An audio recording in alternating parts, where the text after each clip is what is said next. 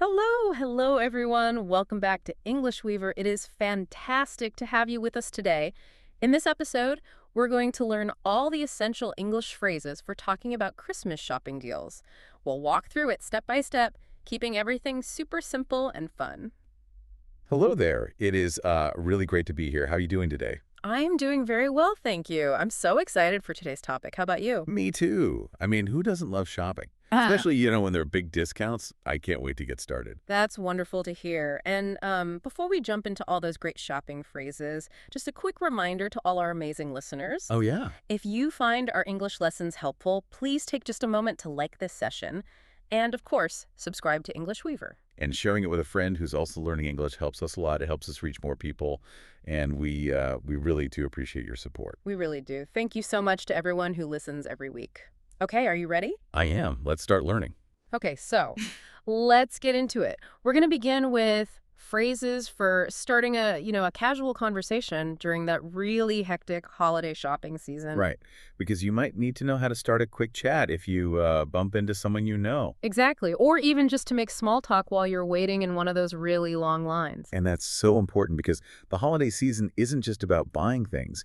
It's a huge social event. That's a great point. Yeah, so Mhm. even if you're just making a comment about the crowds, you are, in a way, participating in the culture. Absolutely. So our first phrase is a really simple, direct way to check on a friend's progress with their gift buying. It's polite and super conversational. Okay. Listen carefully and then please repeat after me. Have you started your Christmas shopping yet? Let's do that one more time. Have you started your Christmas shopping yet? And notice that structure there. Yeah. Have you started yet? Hmm. It's a very, very common way to ask if an ongoing task has begun. A task that usually starts, way before the actual holiday. And if someone says, yes, I have, what could you say next? Oh, that's a good question. You could immediately follow up with something like, oh, great, what have you bought so far? Perfect. It keeps the conversation going. It does. Okay, our second phrase. This one is useful if you see someone in a store. Maybe they're looking at a specific display or, carrying a bunch of bags. You're trying to confirm why they are there. Exactly. So you can ask this. Let's practice. Are you looking for any deals today? And again, Are you looking for any deals today? I just want to clarify the phrase looking for. Please do. It means you are searching for something specific. So if you are looking for deals, you are actively seeking out special prices or discounts. You're not just, browsing. Right. It's more strategic than just general shopping. Exactly. And I think the implied answer to this is often, of course, who isn't? Yeah, But it just sets a really nice, friendly tone. it does. All right. Our third essential phrase is a simple observation, something you both share about the environment. This is always a great way to bond with a stranger or a friend. The classic small talk opener. Yes. Let's listen and repeat. The stores are so busy this time of year. One more time for practice. The stores are so busy this time of year. And when you use that phrase this time of year, you're referring specifically to that period right before the big holidays. Right, like late November and all of December. Exactly. And everyone recognizes that chaos, so it's a universal point of connection. Everyone can relate to it. It's so true. Okay, so let's try to put all three of those phrases together in a very quick and natural mini dialogue so you can hear how they flow together. Sounds good. I'll Yeah. start. Hey, I didn't expect to run into you here. Have you started your Christmas shopping yet? I have. I am almost finished, thankfully. Are you looking for any deals today? I am always looking for deals. The stores are so busy this time of year, but I found a parking spot, so I can't complain too much. Excellent. You can hear how easily those phrases create a quick, friendly little conversation. Definitely. So make sure you practice those sentences out loud. It really helps. It really does. Okay, now let's transition to the more practical side of things. Mhm. Asking and answering specific questions about prices and discounts in a clear and, this is crucial, a polite way. We need to focus on simple tenses and modal verbs here. Let's start with asking about a deal that is happening right now, which usually uses the present tense. Yes, and you should always start politely, especially when you're talking to someone who works at the store. Right. Using excuse me is essential. It really is. The pattern is usually just confirming the status of an item. So let's listen and repeat this question structure. Excuse me, is this item on sale? Let's try that again. Excuse me, is this item on sale? And What if you already know it's on sale, but you just need the details? You could ask about the reduction specifically. Oh, that's a good variant. You could say something like this. Mhm. Let's practice. How much is the discount on this watch? How much is the discount on this watch? And the answer you get will usually be very clear. It will Yeah. probably involve a number and a percentage, or maybe a specific price. Right. An employee might say something like this. Yes, it is 30% off the original price. Let's repeat that answer. Yes, it is 30% off the original price.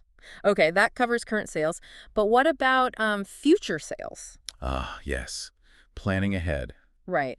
If you're trying to decide whether to buy something now or maybe wait, you need to use polite modal verbs, verbs like will or might.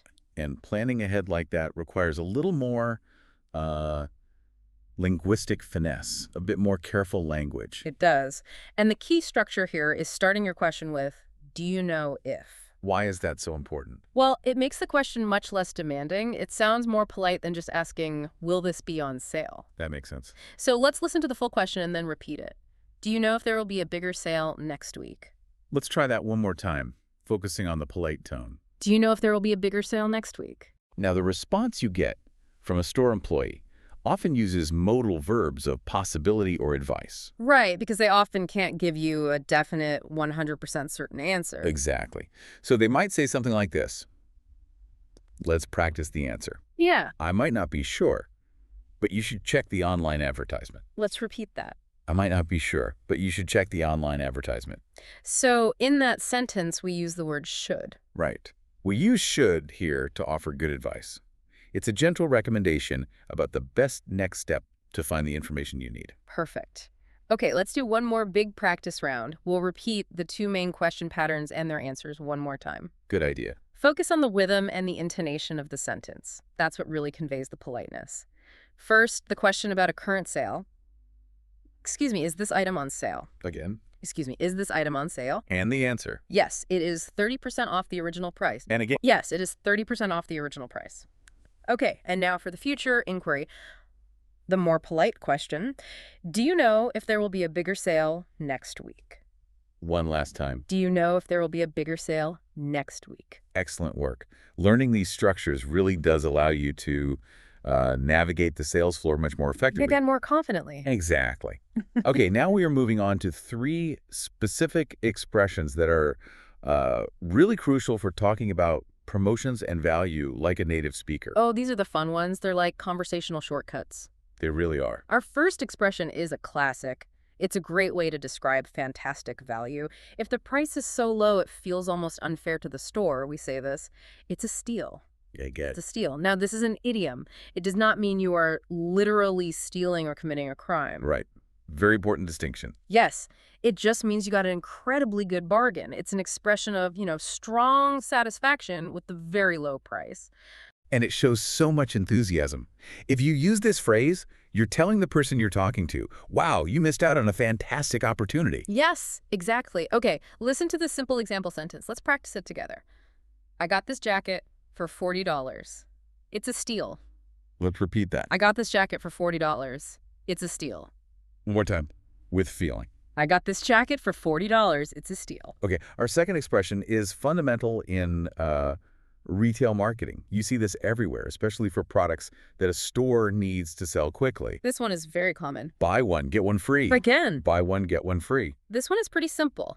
You purchase one item and you receive a second one, usually identical or similar, at no extra cost. Right, and you will often see this abbreviated. On sale signs, it will just say BOGO. BUGO. Yes, BUGO.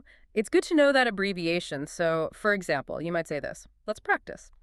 I love the buy one, get one free offer on all the t-shirts. And again, I love the buy one, get one free offer on all the t-shirts. I love the buy one, get one free offer on all the t-shirts. okay, and our third expression, this one describes inventory status. Inventory meaning the number of products the store has in stock. Exactly. And this phrase is used specifically when high demand means the product is almost gone. It creates a lot of pressure on the buyer. It definitely does. Here is the phrase. They're selling out fast. Repeat, please. They are selling out fast. This phrase tells you two things: high demand and scarcity. If items are selling out fast, the time window to buy them is closing very quickly. It's an alert. It's a warning, It almost. really is, and you'll often hear it used in context with an imperative verb, a command. Right, like buy it now, or hurry. Exactly. So here's an example sentence. Let's practice. If you want this popular toy, you must buy it now because they are selling out fast. Let's repeat that whole sentence. If you want this popular toy, you must buy it now because they are selling out fast. That is a powerful motivator. It makes you want to run to the checkout. It does. Okay, before we continue, I have a quick speaking prompt for you, our listener. Ooh, I like this. Think of an amazing purchase you made recently. Now, I want you to try to say a sentence describing it using one of these 3 new expressions. So use it's a steal, or buy one, get one free, or they are selling out fast. Try to use a full descriptive sentence. Say it out loud right now. Okay, we are doing great. We're really exploring the core vocabulary of holiday shopping. Now we're going to look at 3 more crucial sentences. These ones convey specific ideas about personal finance and also about retail guarantees. So these sentences show not just what you bought, but how you bought it. They reflect your strategy and your limitations. That's a perfect way to put it. Okay, our first sentence addresses a very common reality: the need to control your spending during the holidays. Something I am not always good at. Me neither. The phrase is, I need to stick to my budget. And again, I need to stick to my budget. Let's focus on that key verb phrase, stick to. It means to remain faithfully within a certain boundary or limit. and the budget is simply your predetermined spending limit, the amount of money you decided you can spend. Exactly. So this is a phrase we often say, maybe to ourselves or to a shopping partner, just as a reminder not to overspend. Right. Here's a context example for you. Let's practice it. I really wanted the expensive jacket, but I must stick to my budget so I can afford gifts for everyone else. Let's repeat that one. I really wanted the expensive jacket, but I must stick to my budget so I can afford gifts for everyone else. Very useful. Okay, the second sentence for this section deals with a very helpful retail policy, a kind of guarantee. Okay. The sentence is, they offered a price match. And again, They offered a price match. So a price match means that if you find the exact same item advertised for a lower price at a competitor store, like the store down the street. right, the original store will reduce their price to equal the competitor's lower price. They match it. So this saves you the time and energy of going to the other store. It does. It's very convenient. Okay, let's hear a quick mini dialogue to see this in action. Sounds good. Excuse me. I saw the newest video game console for $30 less at the store down the street. No problem at all. Since we have a price match policy, we can adjust the price for you right here. A very, very useful interaction to know how to manage. Indeed. It saves you money, and, it shows you're an informed consumer. It really does. Okay, and our third sentence for this section is another way marketing creates urgency. It's very similar to selling out fast, but this one is focused on time, not on quantity. I think I know this one. It's a limited time offer. Let's repeat that. It's a limited time offer. So this means the special deal or the discount or the low price is temporary. Right. It has a strict deadline and it will end soon. So if you see this phrase, you know you need to make a decision quickly. Let's listen to this context example. It shows that immediate action is required. We need to hurry. This amazing jacket is a limited time offer, and the sale ends at midnight tonight. Let's practice that one. We need to hurry. This amazing jacket is a limited time offer, and the sale ends at midnight tonight. Excellent. Okay, now for a quick interactive practice for our listeners, think about something you really want to buy, but maybe it's a little too expensive right now. I want you to use the structure, I need to stick to my budget because, and create a realistic sentence about your financial goal. That's a great exercise. For instance, I might say, I need to stick to my budget because I'm saving money for a trip next spring.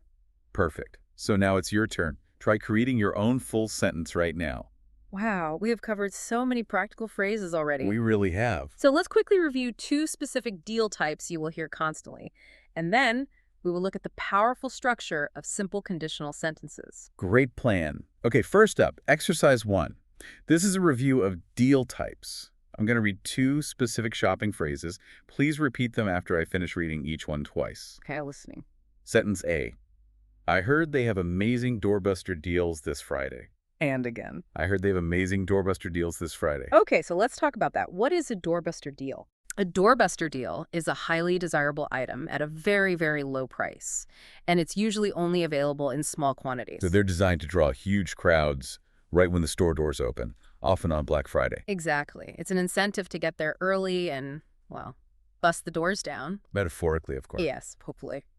Okay, and the second review sentence.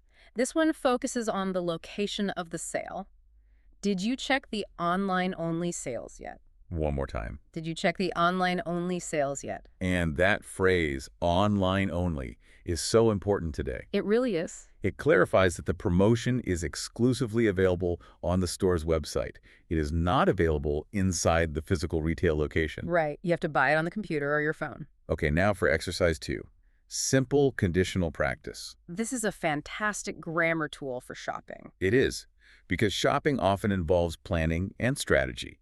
Conditional sentences let you connect one action or outcome to another. And the structure is quite simple. It's just, if X happens, then Y can happen. So listen to this very clear example of a shopping conditional sentence. If I say 40% on this dress, I can buy the shoes too. Let's repeat that. If I say 40% on this dress, I can buy the shoes too.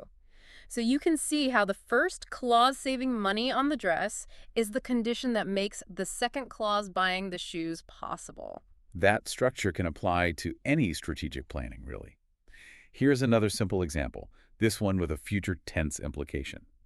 If I get a good deal on the tablet, I will be very happy. Let's practice that one too. If I get a good deal on the tablet, I will be very happy. Okay, now it's your turn, listener. I want you to create your own simple conditional sentence about holiday shopping. A good template would be, if I find a great price on X, I will Y. That's perfect. Try saying your own sentence out loud right now.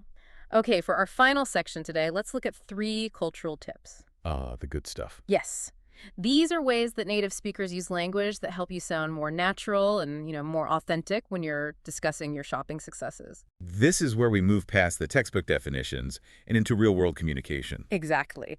So tip 1 is about the verb to score. This verb is highly effective in informal English when you're talking about a purchase. Okay. To score, in this context, to score means to successfully get a desirable item. It often implies you got a bargain or that some effort was involved. So it means you achieved something good, usually related to value.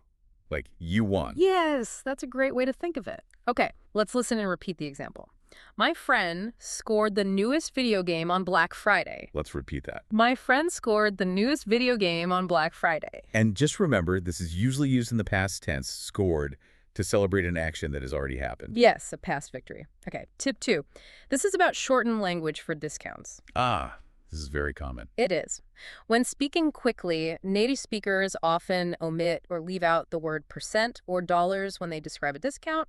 They just rely on the context. So, for example, if something is 20% off. You will often hear it shortened to just, it's 20 off. Let's practice that. It's 20 off. And similarly, if the discount is in currency, like $5 less, they might casually say, it's 5 off.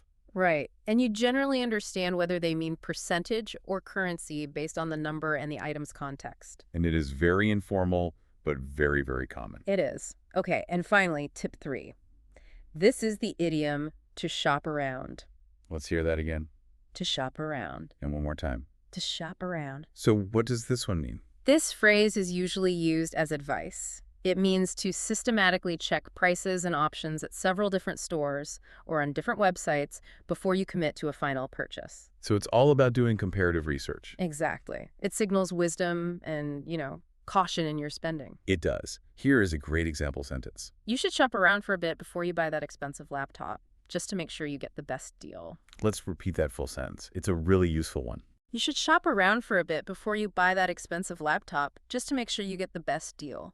That is just excellent advice for life, really. Always shop around for the best deal, whether it's a laptop or a language course. That is very true. And that brings us to the end of today's session on essential English shopping vocabulary. Wow, that went by fast. It did. We covered natural greetings like asking if you've started your shopping yet. We talked about how to ask about sales using polite questions with modal verbs. And those powerful expressions like, it's a steal, and understanding a limited time offer. Yes. And we also learned those great cultural tips like using the verb to score to talk about a great find.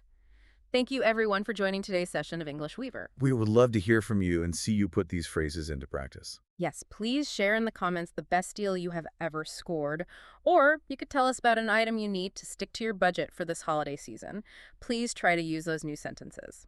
And remember, the most important thing when you're learning English is consistency. Make practice a daily habit. That's right. Listen often, repeat the phrases and sentences we practiced today, and try to speak English whenever you can.